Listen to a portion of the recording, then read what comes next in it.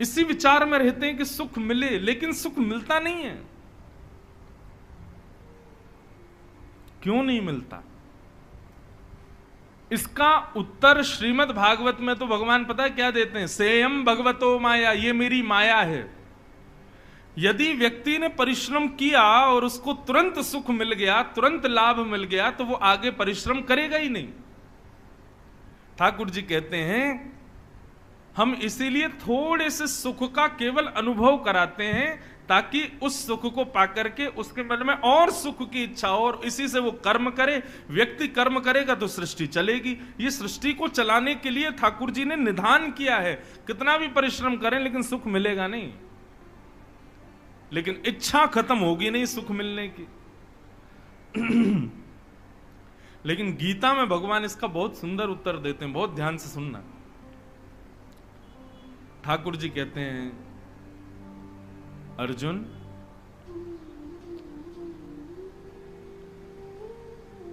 व्यक्ति जीवन में क्या चाहता है? तो उत्तर सबका यही होगा, सुख चाहता है।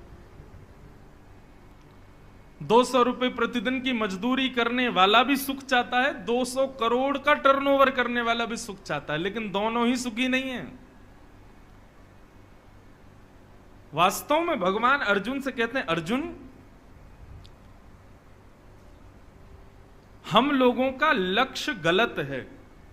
हम प्रत्येक कर्म को करने के फल के रूप में सुख की कामना करते हैं, और सुख एक प्रकार का फल है, और फल देने का अधिकार मेरा होता है। मानव के कर्म से उसको फल कैसा देना है, ये मेरे अधिकार में। कर्मण्येवाधिकारस्ते मां फलेषु कदाचन, उसका अधिकार केवल कर्म पर है, फल पर नहीं है। फल देने का अधिकार तो मेरा है। बहुत सूक्ष्मता है बात की, ध्यान से सुनिएगा। अब व्यक्ति मेहनत तो बहुत करता है, लेकिन उसकी इच्छा रहती है मुझे सुख मिले, इसलिए मैं उसको जानबूझ करके सुख देता ही नहीं हूं, ताकि वो और मेहनत करे और कर्म करे और परिश्रम करे, और कभी कभी सुख दे करके दिखा देता हूं भाई सुख मिलता भी है, इसलिए वो और परिश्रम करता है कि मिल तो रहा है, तो और पाने के लिए और कर्म करो। लेकिन वास्तव में अर्जुन, कर्म फल त्याग, व्यक्ति को अपने जीवन में यदि सुखी रहना है तो वो केवल कर्म करे, कर्म से मुझे क्या मिलेगा इसका विचार ना करे। मुझे सुख मिलेगा, मुझे उपलब्धि मिलेगी, मैं जीत जाऊंगा, या मुझे ये मिलेगा ये मिलेगा, इस प्रकार के भाव हृदय में ना रखे। प्रसिद्ध कथा है ना, एक व्यक्ति रोज सोचता था, तेल बेचने के लिए जाता था, 20 रुपया कमाता था, बोले इससे मैं और तेल खरीदूंगा, उनको बेचूंगा तो और पैसा आएगा, उससे फिर मैं बढ़िया अपनी फैक्ट्री बना लूंगा, मैं 400 लोगों को मजदूरी दे दूंगा, मेरा इतना व्यापार हो जाएगा, एक दिन मैं घर बना लूंगा, गाड़ी खरीद लूंगा, ब्याह कर लूंगा, 4 बच्चे होंगे, छोटा वाला बड़ा उद्यमी होगा। अभी एक ही पीपा लेके जा रहा है तेल का, और सोच कहां पहुंच गई उसकी, 4 बच्चे होंगे, यहां तक पहुंच ही गया। 4 बच्चे होंगे, सबसे छोटा वाला बड़ा उद्यमी होगा, बार बार मेरी गोद में आकर के बैठ जाएगा, कभी कुछ करेगा कभी कुछ करेगा, तो मैं गुस्से में आकर के उसको ले जाकर उसकी मां की गोद में पटक दूंगा, और जैसे ही कहा पटक दूंगा तो अपने सिर पर रखा तेल का पीपा ही उसने फेंक दिया, और जितने सपने उसने सोचे सब मिट्टी में मिल गए। यही हम लोगों की स्थिति है।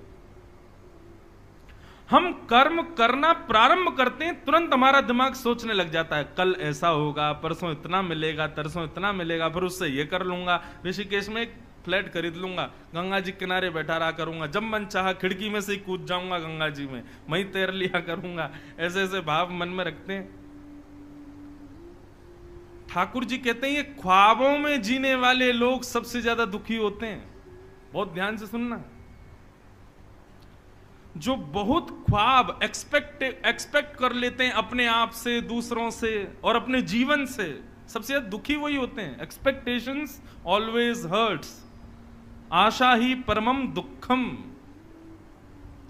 इसलिए भैया खुद से भी आशा मत रखो।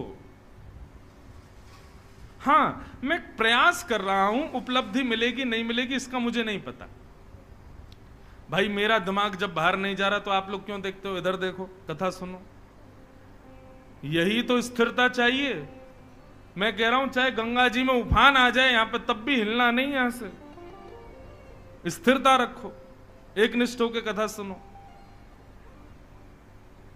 ये सब भगवान ही लीला करते हैं। बार बार कहीं से शोर, कभी कोई आ जाता है, कुछ होता तो हम लोग इधर उधर देखते हैं। भगवान कहते हैं बेटा पक्का नहीं है, तू कच्चा ही है।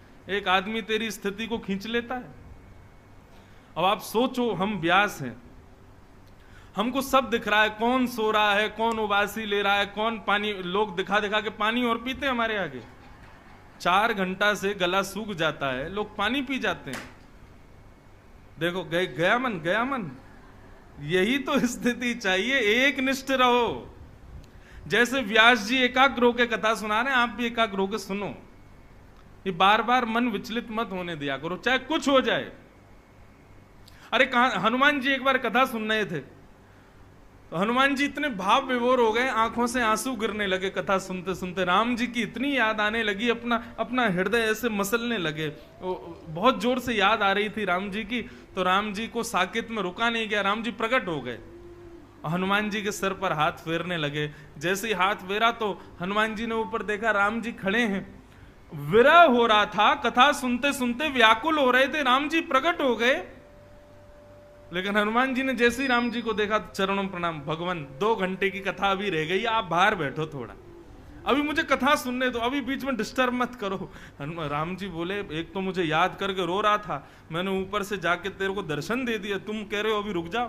बोले नाथ कथा के बीच में डिस्टर्ब नहीं करो, 2 घंटे बाद आपसे मिलूंगा, अभी तड़पने दो, अभी रोने दो, आपकी याद आने दो, मिलूंगा आपसे बाद में। कथा के बीच में कुछ हो जाए, पंखा गिरे, पंडाल गिरे, गुब्बारे फूटे, कोई उठे, कुछ भी करे, आप स्थिर रहो, अपने हृदय को स्थिर ही रखो। तो हम निवेदन कर रहे थे, ख्वाबों में जीने वाला व्यक्ति, विचारों में जीने वाला व्यक्ति सबसे ज्यादा दुखी रहता है। क्यों? क्योंकि वो विचार बहुत कुछ कर लेता है। और ठाकुर जी हमारे चतुर शिरोमणि हैं। ठाकुर जी अच्छा इतना सोच लिया, अरे बेटा होने ही नहीं देंगे हम इसको, फिर हम दुखी हो जाते। इसलिए क्या करो, भगवान ने गीता में इसका उत्तर दिया, अर्जुन कर्म फल त्याग, कर्म कर, मिलेगा क्या फल इसका विचार मत करो। एक कहीं पॉडकास्ट हुआ था मेरा, तो वहां उन्होंने पूछा, महाराज जी आप ये बात कहते हैं कि कर्म के फल का त्याग करो। मैंने कहा मैं नहीं, ठाकुर जी कह रहे हैं। तो बोले व्यक्ति एम नहीं रखेगा, एक पॉइंट नहीं रखेगा कि मुझे वो प्राप्त करना है, तो उसके कर्म में उसको गति कैसे मिलेगी। अब ऑफिस जाता है, दफ्तर चलाता है या अपना व्यापार करता है, उसको एक लक्ष्य तो रखना पड़ेगा ना। मैंने कहा लक्ष्य रखने की मना नहीं है, लक्ष्य रखो, लेकिन वो लक्ष्य मिलेगा ही ऐसी भावना हृदय में मत रखो। मैं परिश्रम पूरा करूंगा, मैं मेहनत पूरी करूंगा, मिलेगा नहीं मिलेगा ये ठाकुर जी के हाथ में है। इसमें क्या हो जाता है कि हे नाथ, मेरे लिए यदि उपयोगी होगा तो मिलेगा, यदि उपयोगी नहीं होगा तो नहीं मिलेगा। लक्ष्य तो एक रखना है, लेकिन वो लक्ष्य नहीं मिला तो मैं हार जाऊंगा, मैं टूट जाऊंगा, मैं ऐसा कर लूंगा वैसा, ये भाव नहीं होना चाहिए। कर्म फल त्याग। और ठाकुर जी ने फिर अर्जुन से पता है क्या कहा? बोले व्यक्ति चाहता है कि कर्म के बदले उसको सुख मिले, लेकिन व्यक्ति सुख के जगह पर दूसरी स्थिति रखे कि कर्म के बदले मुझे शांति मिले। मैं जो कुछ भी करूं उससे मुझे सुख मिले ऐसा मत सोचो, मैं जो कुछ भी करूं उससे मुझे शांति मिले, ये विचार होना चाहिए। समझ रहे हैं ना बात को? हमने लक्ष्य के रूप में सुख रखा है, सुख नहीं शांति को रखो।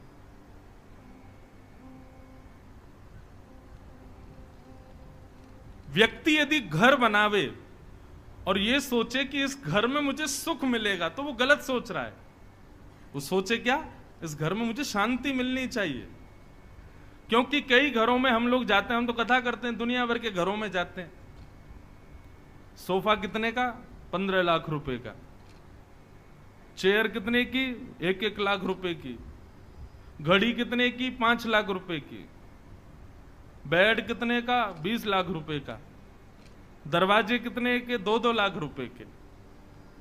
मतलब सारी वस्तुएं सुख देने वाली हैं। रसोई में क्या बन रहा है? बोले छिलके की दाल और रूखी रोटी। महाराज जी खा नहीं सकते, कोलेस्ट्रॉल हो गया है ना, शुगर बढ़ गया है हमारा। अरे आप तो सुख पाना चाहते थे, फिर क्या हुआ? सुख के लिए आडंबर तो इतनी व्यवस्थाएं कर ली, लेकिन हैं कैसे? दुखी हैं। सुख नहीं, शांति की इच्छा रखो, मुझे शांति मिले। ऋषिकेश लोग क्यों आते हैं?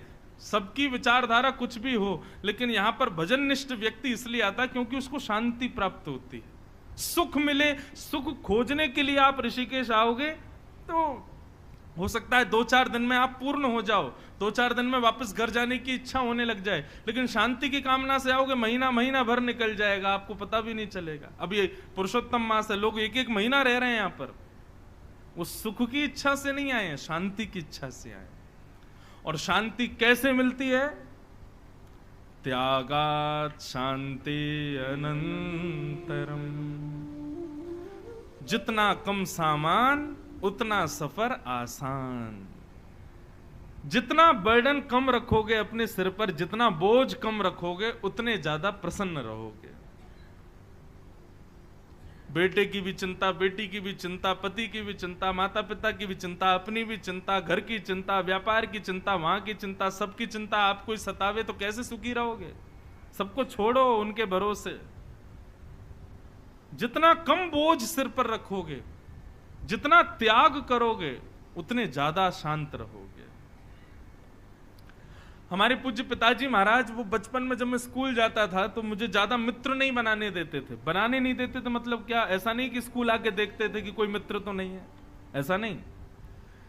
लेकिन घर पर कई बार स्कूल के मित्र आते थे तो हमारे पिताजी एकांत में बैठ के मुझे समझाते, बेटा 2-4 मित्र ठीक हैं, तुम्हारे 15-20 मित्र आते हैं, ये अच्छी बात नहीं है। मैंने कहा पिताजी सबके होते हैं, हमारे क्यों नहीं? तो वो आध्यात्मिक तर्क समझाते थे, बहुत सुंदर बात। वो कहते थे देखो जितने मित्र ज्यादा बनाओगे उतने दुखी रहोगे। मैंने कहा क्यों? बोले कल को किसी मित्र को कोई दिक्कत हो गई तो दुखी तुम होगे, परसों फिर दूसरे को हो गई, फिर दुखी तुम होगे, तरसों, क्योंकि मित्र के दुख में दुखी होना पड़ता है, मित्र के सुख में सुखी होना पड़ता है। अब सोच लो तुमने 365 मित्र बनाए तो साल भर दुखी रहोगे, क्यों? हर दिन कोई ना कोई दुखी है। इसलिए जितने कम मित्र, जितने कम संबंध, उतने ज्यादा सुखी। व्यक्ति की स्थिति क्या हो गई? आज वो सबसे संबंध बनाना चाहता है, और सबसे ज्यादा संबंध बनवाने वाले आज की डेट में ये सोशल मीडिया है, हैं? 10,000 मित्र हैं महाराज लोगों के। हमारे नहीं है, हमारे तो पथिक हैं, हमारी बात सुन सुन के लोग फत पे चलते, मित्र कोई नहीं है। कहीं आप कहो महाराज जी आपके तो आपके भी तो हैं फॉलोअर इतने, उसमें तो आप भी, आपके भी इतने, मित्र नहीं है, वो सब सुनने वाले हैं, कथा सुनकर के आनंद वैकुंठ जाने वाले लोग हैं वो। हमारी जितनी फेसबुक पे, इंस्टाग्राम पे लोग बढ़े, समझो उतने लोग वैकुंठ जाने वाले हैं क्योंकि वो कथा सुनते हैं, वैष्णवता है। मतलब संबंध जितने ज्यादा अपने जीवन में बनाओगे, जितने ज्यादा लोगों को अपने पास रखोगे, जितने ज्यादा लोगों की जिम्मेवारी, उतने दुखी होते चले जाओगे। कम रहो।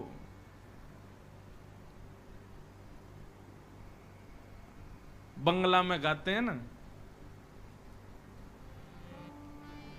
जोरी तोर दक्षुण क्यों माया से, तो बे एकला चलो रे, एकला चलो, एकला चलो, एकला चलो, एकला चलो रे, जोरी तोरो दक्षुण क्यों माया से, तो बे एकला चलो रे।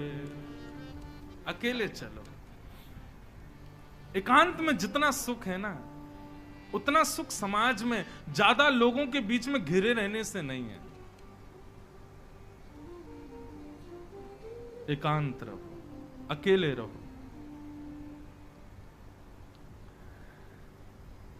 तो प्रश्न क्या था कि महाराज सुख के लिए सब लोग कर्म कर रहे हैं तो फिर सुखी क्यों नहीं है? सेम भगवतो माया, ये भगवान की माया है। विदुर जी महाराज ने दूसरा प्रश्न किया, महाराज दूसरा प्रश्न मेरा यह है कि पूरी प्रकृति भगवान ने बनाई है, एक छोटी सी चींटी को भी भगवान ने बनाया, हाथी को भी भगवान ने बनाया। बोले जी, तो सबको बनाने वाला जब एक ही व्यक्ति है तो सबकी विचारधारा एक जैसी क्यों नहीं, सबका रूप एक जैसा क्यों नहीं, सबके स्वभाव एक जैसे क्यों नहीं, सब अलग अलग क्यों बनाए? इसका उत्तर भी यही दिया कि भैया ये भी भगवान की माया, एक जैसा सब कुछ बना देते। अब विश्वास, अब आप खुद सोचो, सबको भगवान अगर तृप्त कर देते, सब सुखी हो जाते, संसार कैसे चलता? अब आपको कहना है भैया ये सामान गिर गया, इसको पहुंचने के लिए किसी को बुलाओ, अब वो भी व्यक्ति सुखी है, वो क्या कहेगा, मैं क्यों आऊं, मुझे क्या जरूरत?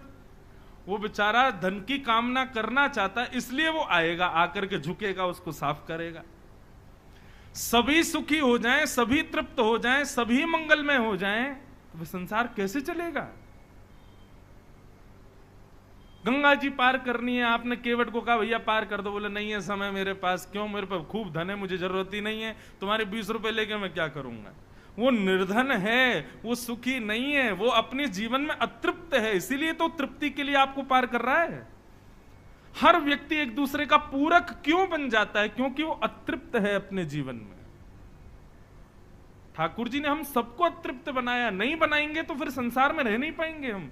जिस दिन तृप्ति हो जाएगी उस दिन हिमालय में ही जाओगे, फिर सूरत में नहीं रहोगे आप, फिर चेन्नई में नहीं रहोगे, फिर दिल्ली, कलकत्ता, बंबई में नहीं रह सकते। जिस दिन तृप्ति हो गई सब छोड़ छाड़ के चले जाओगे। जब तक अतृप्त हैं तब तक रह रहे हैं। विदुर जी ने पूछा, मुझे नहीं समझ आ रहा है, जरा विस्तार से बताइए, भगवान इस सृष्टि को कैसे बनाते हैं और क्या देह है? तब सृष्टि प्रसंग प्रारंभ होता है। तो सबसे पहले ब्रह्मा जी किसको बनाते हैं? उद्भिद। भगवान ने क्या टर्म कंडीशन रखी है कि व्यक्ति कर्म भी करे और मेरा भजन भी करे, ऐसी सृष्टि बनाओ। तो सबसे पहले ब्रह्मा जी ने उद्भिद बनाए, जमीन से प्रकट होने वाले वृक्ष, पौधे, पेड़, ये सबसे पहले आने वाले पृथ्वी के जीव हैं। सबसे पहले इनका प्रादुर्भाव हुआ। ब्रह्मा जी ने विचार किया ये कर्म तो कर रहे हैं लेकिन भजन नहीं कर पाएंगे। तब दूसरे बनाए अंडज, अंडे से पैदा होने वाले। लोग कहते हैं मुर्गी पहले आई कि अंडा, भागवत में स्पष्ट है अंडा पहले आया। ब्रह्मा जी ने पहले अंडे बनाए, चाहे वो जो भी अब अंडस होने वाले जो भी जीव हैं उन सबको बनाया। ये भी कर्म तो करते हैं, भजन नहीं करते। तब तीसरे स्वेदज बनाए। स्वेदज माने कि वृक्षों के गिरने पर और कुछ कीच आदि होने पर उनसे उत्पन्न होने वाले जीव, कीड़े मकोड़े आदि, इनको बनाया। ये भी कर्म कर रहे हैं लेकिन भजन नहीं कर रहे। तब जरायुज बनाए, जरा में लिपट कर होने वाले, गाय, भैंस, जिब्रा, जिराफ, शेर, चीता, भालू, इन सबको बनाया। लेकिन ये भी कर्म कर रहे हैं, भजन नहीं कर रहे। तब ब्रह्मा जी को बड़ी चिंता हुई, क्या करूं, मैं बनाता ही जा रहा हूं लेकिन एक स्थिर क्यों नहीं हो पा रहा जो भजन भी करे कर्म भी करे। तब भगवान ने उनको चतुश्लोकी भागवत प्रदान की और कहा ये तुम्हारा समाधान करेंगे। चतुश्लोकी भागवत का पुरुषण किया ब्रह्मा जी ने, और पुरुषण करने के बाद जब निर्माण किया तब मानव को बनाया। एक प्रकार से ये बात कह दूं तो किसमें कोई अतिशयोक्ति नहीं, हम मानवों का भी उद्गम भागवत से ही है। यदि ब्रह्मा जी के अंतस्थ में भागवत प्रकट नहीं होती तो कभी मानव को नहीं बना पाते वो। और जैसे ही मानव को बनाया ब्रह्मा जी हो गए, बोले वाह, अब ये भजन भी कर सकता है और कर्म भी कर सकता है। तब भगवान ने प्रसन्न होकर के भगवान को जाके दिखाया ब्रह्मा जी ने, देखो भगवान मैंने ये बनाया। तब भगवान बड़े प्रसन्न हो गए और भगवान ने वो दिया मानव को जो किसी को नहीं दिया। बाकी की भी कृतियां थी और वो क्या है? बुद्धि, दिमाग, विवेक, ये केवल मानव को दिया और किसी को नहीं दिया। सबको दिया है, केवल उदर भरने के लिए दिया है। लेकिन मानव को जो बुद्धि दी है वो दूसरों का भी पोषण कर सकता है, इस भाव से।